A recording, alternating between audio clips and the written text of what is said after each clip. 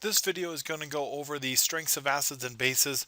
Really, it's trying to help you identify the strong acids and the strong bases compared to weak acids and weak bases, and also try to show you what happens when you add a weak acid or a weak base into water.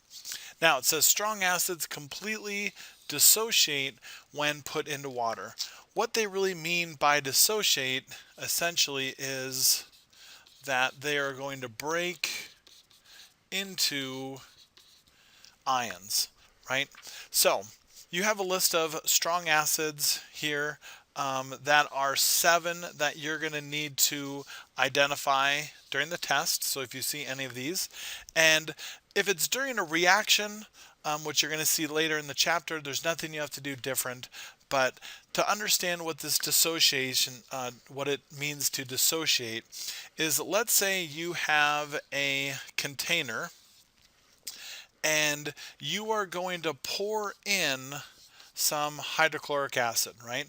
Which is a strong acid. Well, when you pour that in, because it's a strong acid, it is going to completely dissociate, which means however much you put in, right, if your hydrogens separate into its ion, the chlorine is also going to separate into its ion. If you add more, you get another hydrogen, you get another chlorine, and it's going to dissociate.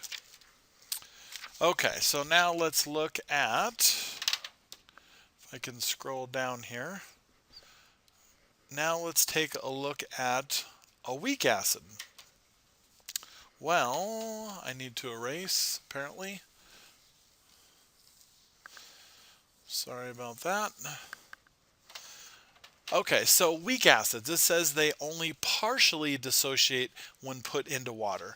So, for example, it says in a weak acid, only 0.4% ionizes. Now, you really don't need to worry about the 0.4 so much, but just keep in mind, and I'm going to make this container a lot bigger because we've got a lot bigger writing to do here, that if we are going to add in this HC2H3O2, right, it's going to dissociate, so some of those hydrogen ions are going to separate from our C2H3O2, which would have a charge of -1, but not all of it. Some molecules, when you put it in, are going to stay together and they're not going to dissociate. And this 0.4% is basically what that's saying is if you put in 1,000 particles, only 4 of them would dissociate and the rest of them would stay together, therefore not making a strong acid, because when you have this hydrogen ion in your water, that's what's causing it to be acidic. The more hydrogen ions you have, the more acidic it is. So moving on to strong bases, it's going to be the same thing with a strong base and a weak base. Looking at it, right, we know if it's strong, it's going to completely dissociate, and the way that you can identify them, right, is if your other element, right, besides your hydroxide, if that is in group 1A or 2A from the periodic table, it's going to make a strong base. In this case, even though beryllium and magnesium are in group 2A, they do not make strong bases. So an example, right, if you're looking at your periodic table, you can see that we have sodium, right, which is in group 1A, and so we would get sodium hydroxide. That is a case of a strong acid. If you look at potassium hydroxide, that would be another one. If you go look at group 2A, right, you'd get SrOH2 because Sr is in group 2A, or calcium is in group 2A, right, and it's not beryllium or magnesium.